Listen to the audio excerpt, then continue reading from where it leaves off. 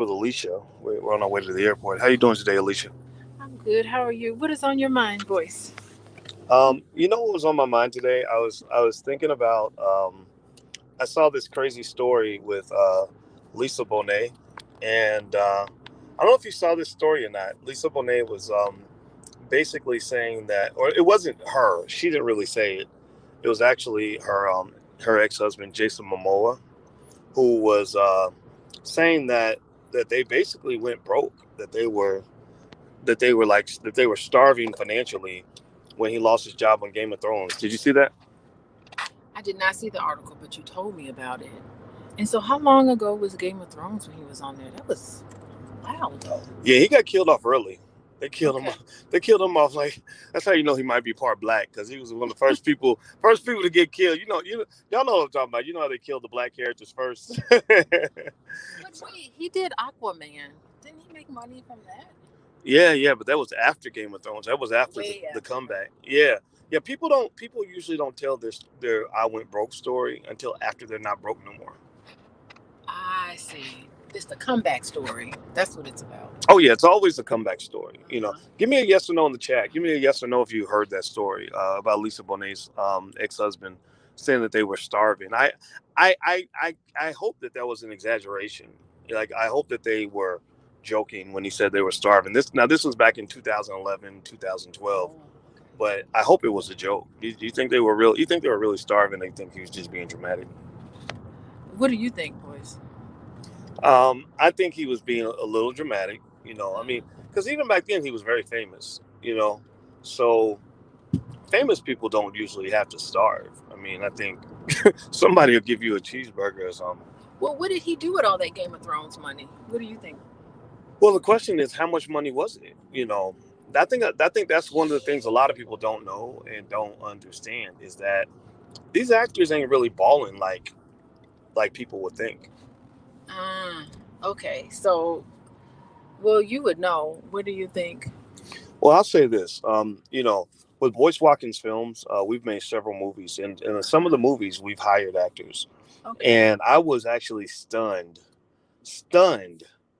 by how inexpensive some of the actors are. If you get them on a small project for like a day, they'll usually have like a day rate, and the day rate will be like like maybe a couple $1,000s or something, which isn't bad when you're making a movie. And it'll be somebody that you really know. I'll be like, yeah, I watched their show in the 1990s, and And you're paying them. yeah, That's crazy. yeah. Well, that's the thing. Like sometimes if a lot of these actors don't know anything about business, so they'll have a brand, they'll have a multi-million-dollar brand, but have no understanding of how to monetize that brand. You know. Oh, so I mean, that this guy from Game of Thrones, Jason. I mean, he seems like he could be a model, a very successful model. Hmm. Um, we were watching that Game of Thrones because look at him, So he's Right. definitely a demand for him. Like, what happened with his agent? What happened with his career? Like, I mean, the intricate details I don't really know very well, but it would make sense, you know. I think a lot of it is like you might say, well, he's really handsome, so he should have an acting role all the time. But there's a lot of handsome guys in Hollywood. There's a lot of beautiful women in Hollywood. You know, it's like So if you do an audition and you say we're looking for a beautiful woman, you're gonna have like a 10,000. You know, if Yeah, it's dime a a dozen. big role. Well, yeah. I mean, Hmm. they're not. It's not like you're so pretty or handsome that you can't be replaced. You I know. see. Yeah, so Hmm. they probably just went with a different handsome guy in some of the movie roles. Like we got 100, we got 3,000 of them. Like, okay, let's pick handsome guy number 488. But he has a very unique look, though. There's not many people Yeah, that look like him. yeah, I can see that. Yeah, I can see that. Yeah, yeah. I mean, I get that. And I think also what's interesting to me about it is that it kind of I thought the story was worth talking about because it kind of shows a lot of people that everything that glitters isn't gold. I see.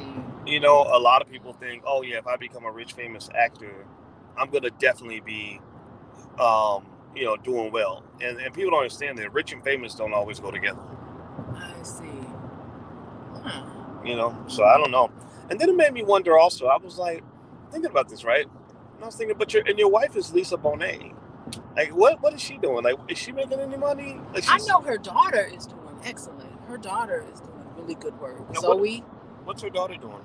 She acted on what is it called? Big Lies on HBO. Oh, Big really? Little Lies, and did a phenomenal job. You know what? I think I've seen her daughter. Yeah, phenomenal. Yeah. So their whole family, she should be making some money. I mean, she's done cameos in some movies. She's got to still be making Cosby money, right? Or is that run out? You know what? I bet you that the Cosby money is shot because Cosby's, they've gone out of their way to make sure that, that his image is totally destroyed. That's what white people do when they get mad at you, Yeah, I feel sorry for people in Hollywood because whether you have money or not, you have to portray and show the picture, show a facade that you actually do have a lot of money.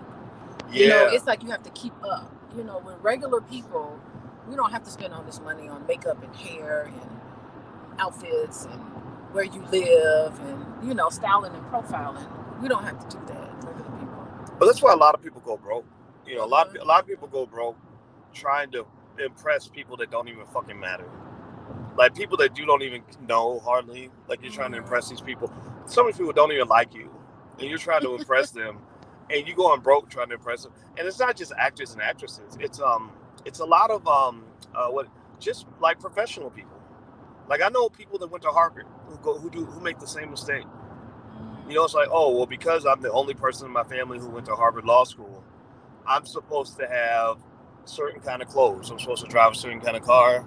I'm supposed to live in a certain kind of neighborhood. When we go to dinner, I can't go to Wendy's no more. I got to go to Shea Whitey's for dinner. And I always had to pick up the tab. And when Little Cousin Rerun calls, because they get about to get evicted, because I have survivor's guilt, I got to be the one to bail Cousin Rerun out. And why can't you just say no? Why can't you just say, I don't have the money right now? What is wrong with being just honest and say, this is not a good time for me right now? I don't disagree with that. I think that what happens is when people get called sellouts and, oh, you don't care, or you being uppity. Remember Vanessa Williams' character on Soul Food, and how she was like a lawyer making all that money, and she got pissed because she was always being asked to pay for everything when Big Mama was dying. Well, that's her role in the family. You take on roles in your family. Everybody takes on a certain role, and if you step outside of that role, people get mad at you. You can't change. You can't change in family. So you're saying don't take on the role? Well, you just have to challenge it and say, this is something I'm not going to do anymore. Yeah. It's almost kind of like, oh, you know what? I said, Lisa, I think I said ex-husband or something in the title. Are they married? That's what I was going to ask. I can't remember. They got to be married. I just assumed they were divorced. Look it up. You know what? I probably made the false assumption they were divorced. Since it seems like everybody gets divorced. I got to change that. Everybody does not get Are divorced. They married? Give me a yes or no. Is Lisa Bonet still married to Jason Momoa? Let me know if... Wait, I'm going to Google it. Yeah, they aren't starving anymore, Kayla. What happened was he said that they were starving, but this was like 2011, 2012 when he lost his job on Game of Thrones. I don't know if anybody saw Game of Thrones. He was really good on Game of Thrones. So he lost his job, and he basically came out and said they were starving. Now, the thing is that people don't tend to tell that terrible... They don't talk about their financial tragedies until after the tragedy has been corrected, like after it's been fixed. Like once it's been fixed, then they're like, yeah, this is what I went through. I just didn't tell anybody. I was hooked on drugs and I was going through a silent hill, or I was starving to death, or I was homeless and nobody knew. Well, how did he fix it? What did he say in the article? I haven't read it. You know what? I read the article, and literally, I don't think there was a moral to the story other than to just tell the story. I didn't get a moral. What you want to know? Like, okay, tell me, what did you do to fix it? I didn't see him say this is how I fix it. It wasn't like he was saying, and then I embraced financial literacy and investing, and I got things. No, it sounded like he was like, I got a better job. Well, let me tell you, right now in this pandemic, there's going to be a lot of actors and actresses that are going to be starving because I don't know if anything shooting, are any movies or anything being shot right now or what? No, they're not. Hollywood's kind of shut down, and also Yeah. I mean, like you see a lot of like rappers that are normally on tour, and they're sitting at You know, home. tour money They're coming sitting at in. home doing Instagram videos, and I think Lisa, what's her name? You know, the lady from Gary that was in Players Club. You know what I'm talking She's about? not from Gary. She's from Lisa Ray. Chicago. Lisa Ray is Oh, from that's right. Chicago. Okay, yeah, Yeah. yeah. Lisa Ray. I think she. I'm not sure. Give me a yes or no if you know this. And I think Lisa, I could have swore I read that Lisa Ray created an OnlyFans. And OnlyFans is usually like, for women that do, racy stuff. Is And it? yeah. I think so. But I think people are using it for all different kinds of What do you stuff, mean racy stuff? like getting naked and stuff like that. Oh, well, that's how she got her start on Players Club. Well, I'm not. That was her big debut. I ain't gonna knock the hustle. Whatever they do, that's their right. But I think that they're in a situation where they're having to think about creating economic realities for themselves that they didn't have before. Like if you're a performer and you're living concert to concert, what are you gonna do? When you can't have concerts, and you may not have them for years, like Yeah, it's gonna be a vaccine or while. not. Like I don't really see a lot of concerts and stuff happening. Like I think the culture of society has shifted forever. I'm really worried because you were watching the football highlights, and Right? I was just worried about there's nobody in the stands. I feel like the NFL and the NBA are going to lose a lot of money, and Yeah. who's going to hurt are the players. Yeah, Like, they're gonna lose money, but they're gonna be okay. you think so? Yeah, because they have access. The key thing in situations like that is having access to capital, where you can go to the bank and say, "We having a hard time. I need you to let me hold $2 billion." And a lot of banks will be like, "Okay." I mean, that's how Donald Trump was able to survive financially for a long time during his downturns. He had some really, really rough years where he would declare bankruptcy, 30 times on 30 different ventures or whatever. And the banks would just come through and save him. And now the banks aren't stupid, though. They were loaning money because they knew Trump could make money. So when people say he couldn't make money, he didn't know what he was doing, that's just not true. Most of us can't walk up in a bank and be like, "Here, loan me $500 million," right? I don't care how many times you've been on The Apprentice. Like most people can't do things like that, and so ultimately, it's like access to capital is the lifeline. Like that's the financial lifeline, and I think that's where you get a lot of the economic inequality. And I wish Black people would understand that, like when we're voting and things like that. We don't understand how important these financial lifelines are, especially during times like now, like a pandemic, or when it comes to elevating yourself up. Like most of the time, getting wealthy is like it's a little bit like rock climbing. You know how they climb a mountain, and you climb, like if you're doing it the regular way, you're climbing up chains that somebody else put up there, and the chains kind of pull you up. Well, that's how wealth kind of works. Like somebody loans you that money for the first business, or they loan you the money to get your first home, and then you become a wealth builder because now you own a home and you're not blowing your money on rent anymore. Or they loan you the money, to make your stock investments or whatever. So a lot, NBA, NFL, they have access to capital. Okay, so the franchise in itself has capital. Um, they can get the capital, but do you think that the players are going to be like their salaries are going to be cut I because think of it? I think their salaries will be cut. Like I think that I could see them doing a lockout. Like they did a big lockout in the NBA back in the 96, 97, because Kevin Garnett got signed to like 22 million a year, and that was massive. Like nobody was making that kind of money back then. Everybody was making like 4, 5, 6 million a year, or stuff like that. So when Garnett got his contract with the Timberwolves, the whole league kind of panicked because all the other teams were like, "We can't match that. We're not going to pay $22 million for a star, even a star player." So I think Michael Jordan got 30 million 2 or 3 years later, but he was Michael Jordan. So the owners locked the players out, and they said, we're just gonna shut the business down until you guys make an agreement with us. And the owners handled it masterfully. Like David Stern basically told them, you have to be unified on every single issue that you vote on. He told that to the owners, and the players were not unified because you had diversity. You had some players that were making big money, like the Michael Jordans, and players that were making small money. And the small money players, the ones that were struggling financially, were like, "Look, we need to just take this deal." And the big money players were like, "No, we need to wait," and blah blah blah, and it just became chaotic. So the owners actually ended up suppressing salaries, like rookie salaries. Like when LeBron James came in the league, he was easily worth $50 million a year to the Cavaliers, but he was making maybe $2 million or something like that. Okay. So does it depend on viewership? Like, Yeah. how does viewership calculate into it? Viewership matters because that's how much you can sell your advertising rates for. So if you have a lot of viewers, then you can go to corporations and say, this is how many viewers we have on these games, and you can buy ad slots, and this is so we charge a rate based on the number of viewers. Okay. All right. Yeah. So I think, but with this this uh Lisa Bonet Jason Momoa thing, what it made me think about too is it made me think about like how little we actually spend, how little time we spend thinking about financial security. Like most people don't think about financial security until stuff goes bad. Like when they have a crisis, like they'll live paycheck to paycheck. And even though you might say, well, look, save just a little bit, invest a little bit, like whatever amount of money you might spend on fast food or clothes or going to the club or going out to eat, save the same amount that you waste. You know what it makes me think about? What? How romantic it is that both of them were starving and they stayed together. Their marriage lasted. Yeah. They stayed together. I mean, it's almost like I'm with you when you're down. I'm with you when you're up. We in this together. That's true. Like, I love that. They're still strong. I can respect that. That's the beauty of it. Yeah, well, I guess you don't need to be rich to not be an asshole to your spouse. Yeah, but money, can make you moody. Some people are not in a good mood. Money is a big stressor. I know I get moody when my money ain't right, but I don't think really.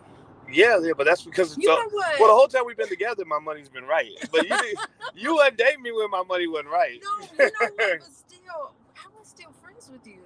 Oh yeah, when your money wasn't right, and you always had like a laid back. You always kind of had a everything will be okay attitude. Yeah, take that. Well, I've always been I've always believed that if you have a bad life, like if you're having a bad day or a bad week, why or you hate your boss, like why would you take it out on the people you love? Exactly right. Like that's you're cutting off your nose to spite your face. Like that's stupid. Like take it out on your boss. If you hate your boss, go kick your boss's ass. If that's what you really got to do. I don't recommend it because you go to jail for that. But like take it out on the people that it should be taken out on. Don't take it out on the person who's trying to deal with your crazy ass. Well, if you ever in a pinch, boys, I will come through for you. Yeah, I think that's an important thing. That's what's funny is just literally based on economic theory, because I'm into that kind of thing. Based on economic theory, just that ability to have a partner and keep a marriage together is a really critical aspect of financial security. Like people don't think about it. They think that, oh yeah, I'm gonna date somebody because she got a big butt and a smile, or he's a nice guy and he's really sweet to me. But no, that should be part of your economic plan. Who you choose to marry is probably the most important part of your economic plan, and also how you raise your kids. That's a big important part of your retirement plan. Because if you raise your son irresponsibly, then next thing you know, you got some 40-year-old dude who's trying to borrow your last $5 on your Social Security check, because he want to go buy some weed or whatever, right? Instead of having a son who says, "Hey, mama, you need some help. Let me send you some money, mama." I don't want my children sending me money or anything, but if you their success would be like the best thing. That would be the best payment. It's just their own success. Well, I don't want them to feel responsible. Well, that's what rich people get to say, right? Now, what if you end up in a situation where you're really struggling? Like a lot of seniors struggle, right? And this makes me sad because you got seniors out here struggling who got grown ass kids who ain't even thinking about helping mama out. Who can't help mama out, right?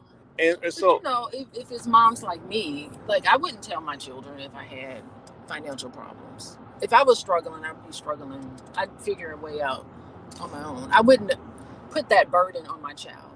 Well, I agree with that, right? I don't know if that's right or not, but I wouldn't do it. Well, I think it's a mix. My parents are the same way. Like they don't tell me much about what's going on financially, but I always felt like I owed them something for the fact that they were always there for me, and I know how hard it was dealing with me, like as a teenager, and how expensive it was, and And I appreciate the fact that they were able to stay together during those crazy economic times.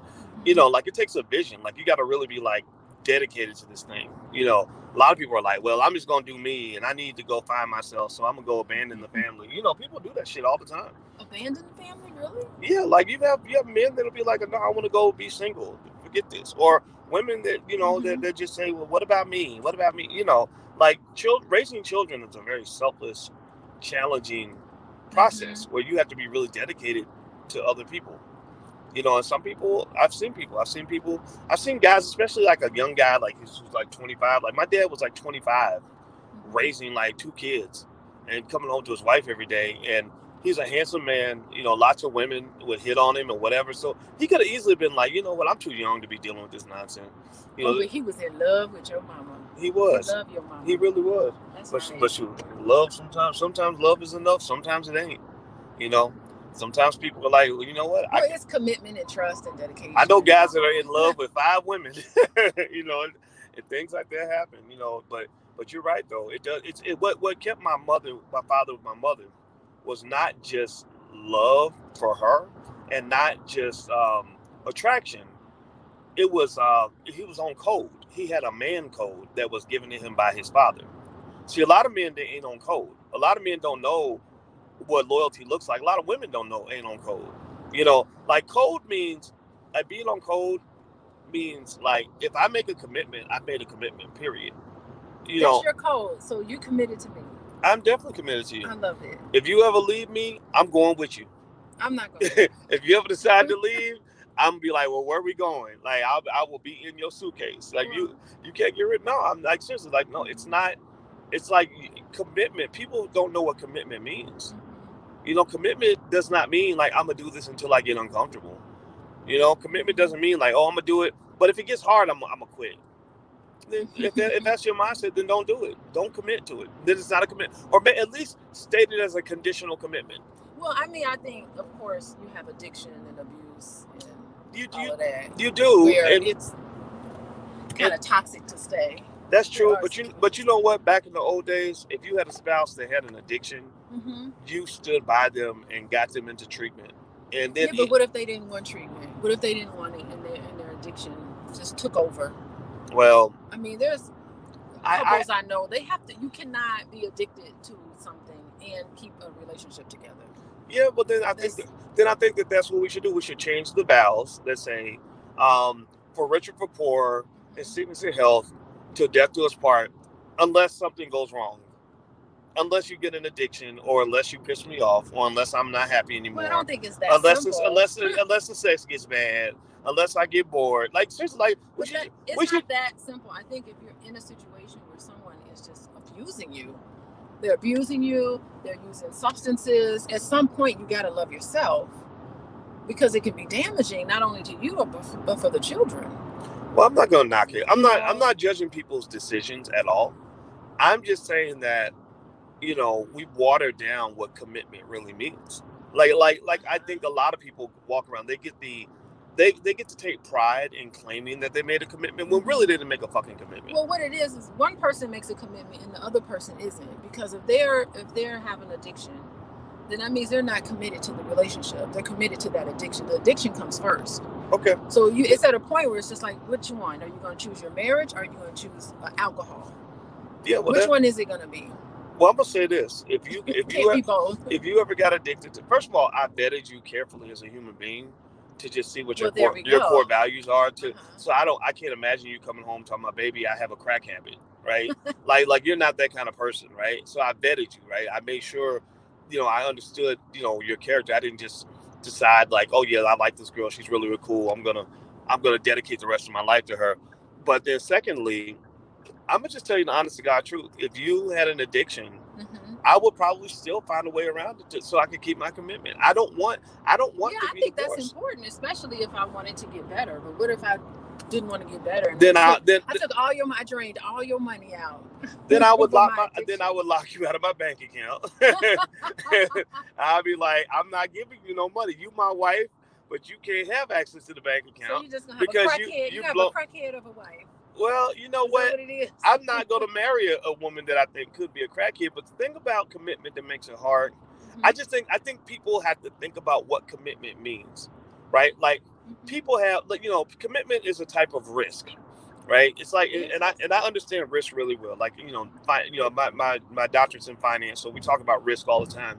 And the thing about risk is that you have the known, you have the unknown, and then you have the unknown unknowns, right? Like I know certain things that I gotta watch out for. Like, you better watch out because Alicia gets moody every now and then when such and such happens, right?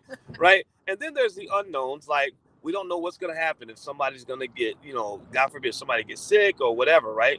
And then you have the unknown unknowns. Like, what if something completely out of this world occurs that you never ever planned on, never expected? I'm going east, right? Or west? You're going to Chicago.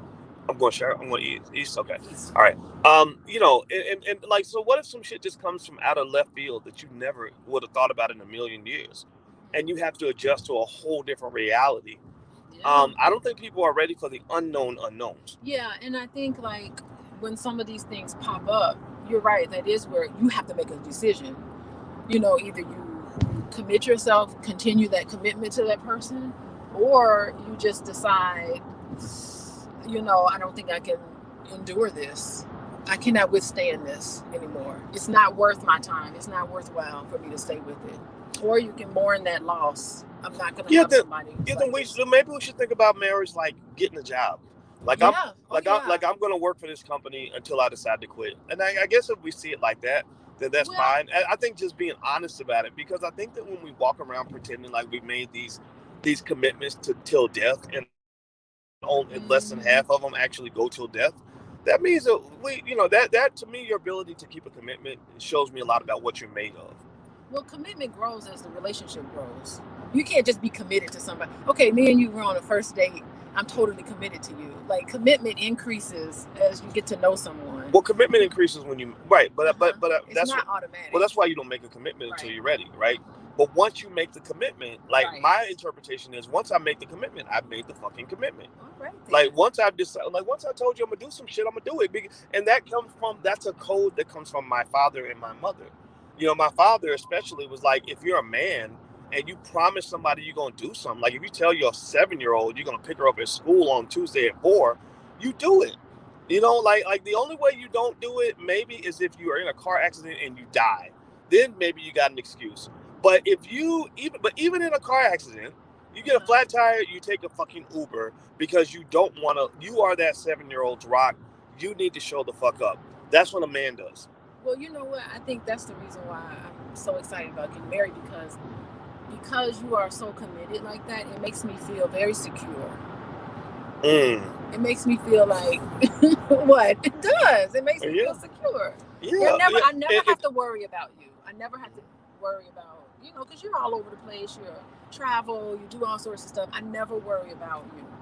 Yeah, well, of that. And so think about that. Think about how much more secure you feel. Yeah. Knowing how dedicated I am to doing, to fulfilling my role as a man, as a human being, as a husband. That's what a man is supposed to do. Men provide security, right? And it's not just financial; it's emotional and everything else. And so, and the emotional part doesn't really cost you a lot of money. It just means having the maturity to keep your word and do what you say you're going to do, and if it's a conditional commitment, like it's like, okay, I'm going to do what I say I'm going to do unless this happens and this happens, then you got to say it that way. Well, within reason, of course. Right. Well, yeah. Like I'm just not, I personally think that, that we don't think about what commitment really means. That's why I didn't make a commitment for a long time. Like, people made fun of me. People used to be like, well, why aren't you married? Like I was in my 20s. I'm 26 dating a girl. They're like, why don't you marry her? I'm like, because I'm not ready to make that commitment. I don't know what kind of husband I would know how to be at 26 years old. And I don't really know if I want to be the husband to this woman. Like, why are you, why would people be trying to marry me off when I'm not fully ready? Like, if you make a man get married and he ain't really ready, then don't be disappointed when he can't be a good husband. He wasn't really ready, but everybody's like, get married. Well, okay, when you can force somebody, it's like if I force you to borrow money from me and I force you to sign loan papers and you have like terrible credit, right? Then who should I blame when you don't pay the loan back? And that's what some banks used to do with predatory lending. They'd be like, You here, need this loan. right? We got to give you this loan, and they give people the loans, and the people don't pay the loan back. And it's like, you know what? They told you who they were. If you look at their damn credit score, or the person makes $25,000 a year, and you loan them $250,000. What did you think was going to happen? Seriously, so don't make loans to people who are not credit worthy. Meaning, don't loan yourself emotionally to people who've not proven that they have good credit. Like that's what it is. Like so no. I mean, I chose to marry you because I thought carefully about commitment and what that means. Mm-hmm. And I knew. I said, okay, boys, this is gonna be. You're gonna get a lot of surprises. There's gonna be some times you're gonna see some things that you won't like, or times where you're gonna be a little pissed off, or have some bad days, or bad weeks, or bad months, bad years. But that's normal. It's like the disillusionment is where you see like flaws in the other person. Yeah. And that's just normal. Everybody has flaws. But at the beginning stages, you don't see the flaws. No, you just see, Well, here's what I read. Uh-huh. Now you're the relationship therapist, so you could probably correct me on this. But I read that you that you really should never commit to a person in the first 6 months of a relationship. Like you just shouldn't. Like you really, like if you commit in the first 6 months, that it's not smart because your brain is full of this chemical called phenylethylamine, which is kind of like Mother Nature's cocaine, and it gets you really high, and you love the sex, and you're all giddy because everything they do is cute. Even the shit that you just normally would hate, you think it's all cute because they're like you're a crackhead at that. Yeah, because you're noticing all the similarities at that point. Oh, this person's just like me. Oh, this person does these things. Oh, this person is just like that. Yeah. It can last longer than 6 months, though.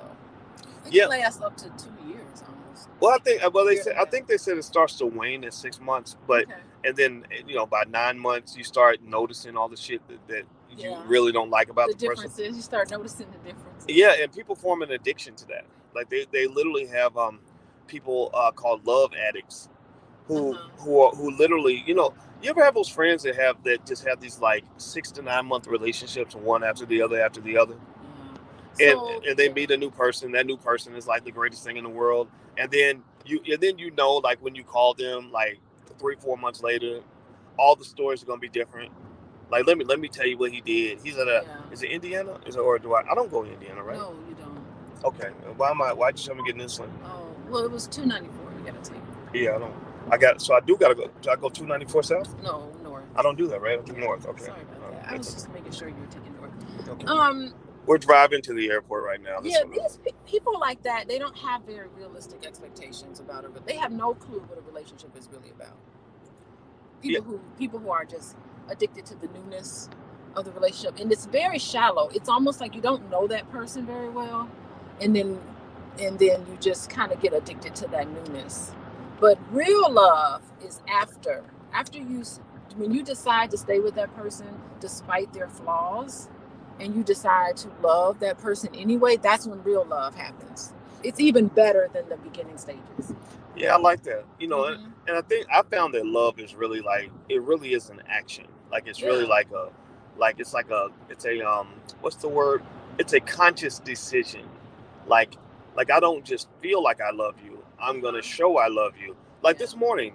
Like this morning when I heard you complain about the dishes, you were like, "How am I gonna get the dishes done before we go to the airport?" And so when I went and I washed the dishes, I didn't even have to ask you boys. Yeah, well, you know what it was? It was like, if you love this woman, you're gonna wash the damn dishes. I don't like washing dishes, but it's like, why should she feel all this pressure with the dishes when I got 2 free hands right now and I could wash these dishes? Like it's like little things like that. I think that's and it's really when I think about it, it's like seeing what your partner needs and consciously trying to deliver what they need and what they want, and not getting mad at them for being needy. Some people are like, "What's wrong with her?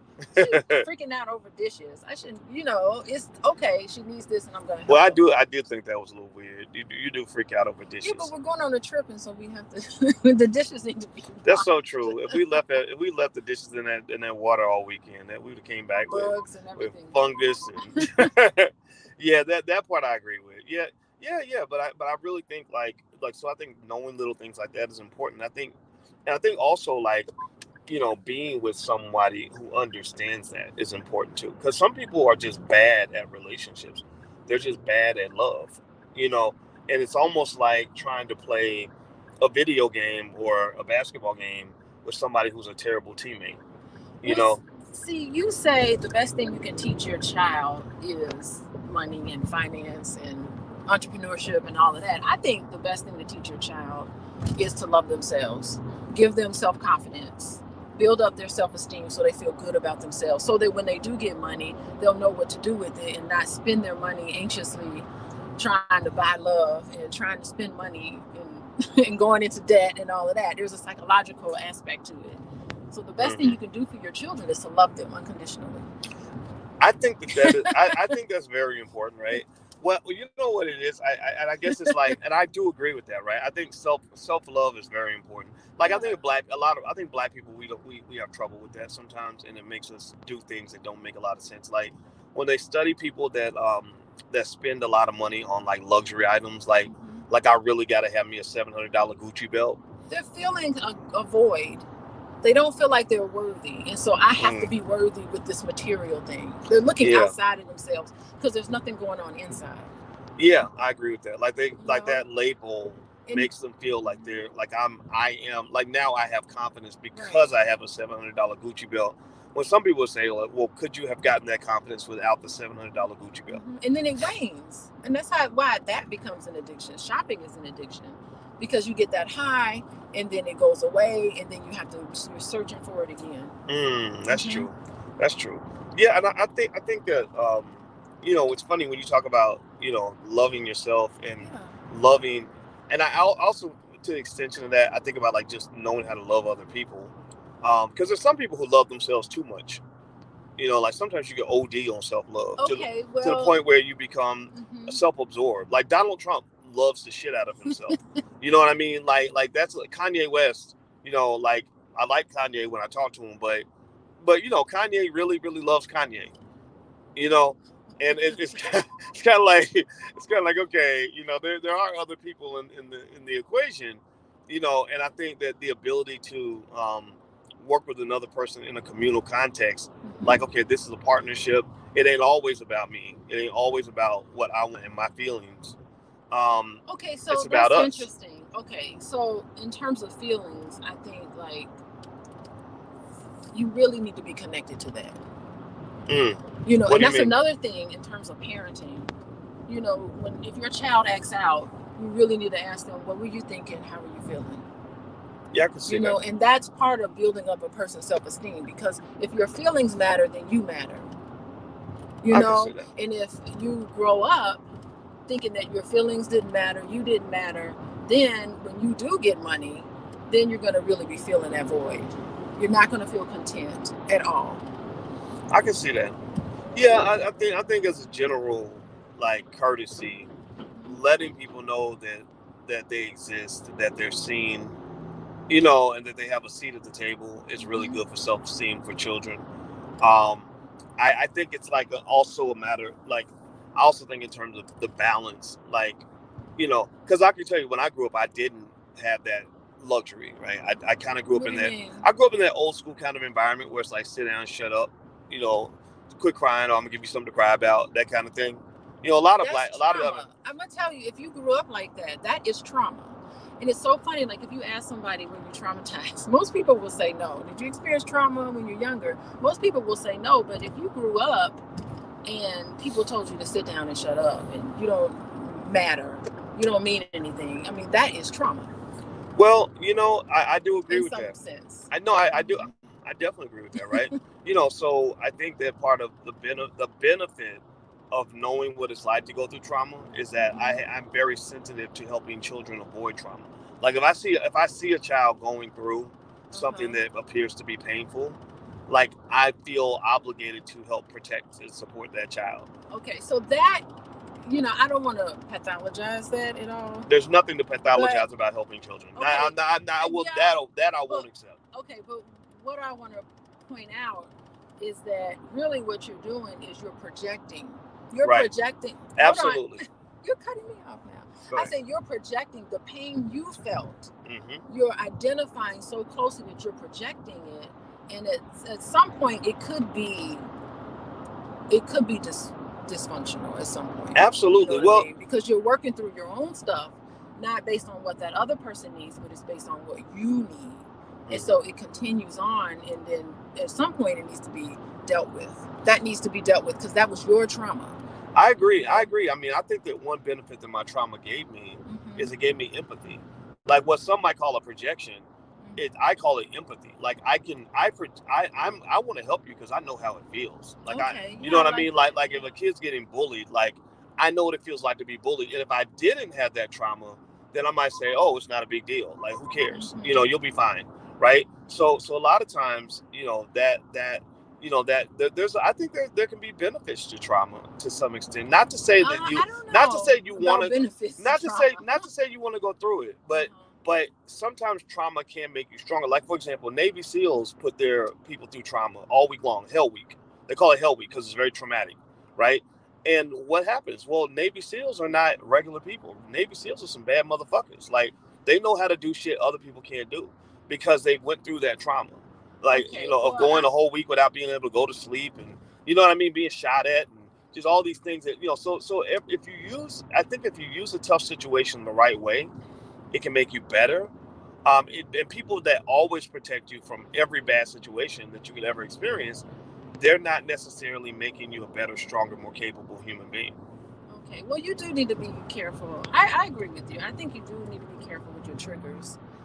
And that's true. Stuff like that. Because you're right, yeah.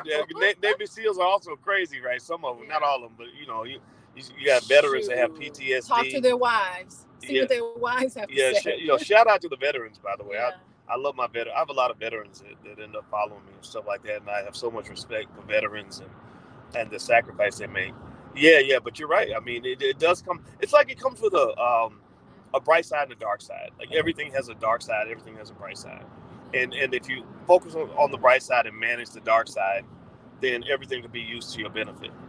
Like losing money. Like I got better with investing partly from losing money. There's no greater teacher than getting your ass kicked. You just gotta make sure you go back and get the lesson. Like buried in every traumatic experience is a valuable lesson. You gotta go back. So maybe that's where people like you come in, therapists, right? You help me process the trauma so I can go back and dig for the treasure. Yeah, because you keep re-traumatizing yourself. You're like, why do I keep experiencing this over and over again? That's true. A lot of people live the same life over and over again. Because they have a bunch of unaddressed issues, and that's why I'm a big believer in therapy. I wish more people could see the benefits of talking to a therapist, or or like even there are even therapists that have videos on YouTube you can watch. Like, let me tell you, there's a lot of people getting on board because I am full. I cannot take another person. Well, that's because of COVID. COVID is really traumatizing. Yeah, like it's like a lot of people are scared to death and losing their jobs and getting addicted to drugs and suicidal now. I mean, it's sad. Yeah, I don't like it. Yeah, well, anyway, we should go. We're almost at the airport. Yeah, thanks for joining me today, babe. I appreciate it. Oh, well, thanks for inviting me on. Yeah, I was glad to have you. I was really glad to have you. By the way, guys, you can get a free e-copy of my book, It Takes a Village to Raise the Bar, at that URL, allblackeconomics.com. That's allblackeconomics.com. And also, Alicia is a relationship therapist, and she's going to participate on some stuff that we have going on at theblackloveblueprint.com. theblackloveblueprint.com. That's a film series that we made on love and relationships, and I did that because I think love is actually the key to the universe. It's one of the most important things that we'll ever experience, and if you do it the right way, it can actually benefit you in every way, economically, personally, in terms of fulfillment, and I personally believe that that's probably one of the leading things that Black people have to get better at, is our ability to relate to one another and love each other and support each other and manage conflict with each other, right? So that's what it is. There's my Twitter handle if you want to follow me on Twitter. Thank you guys for listening.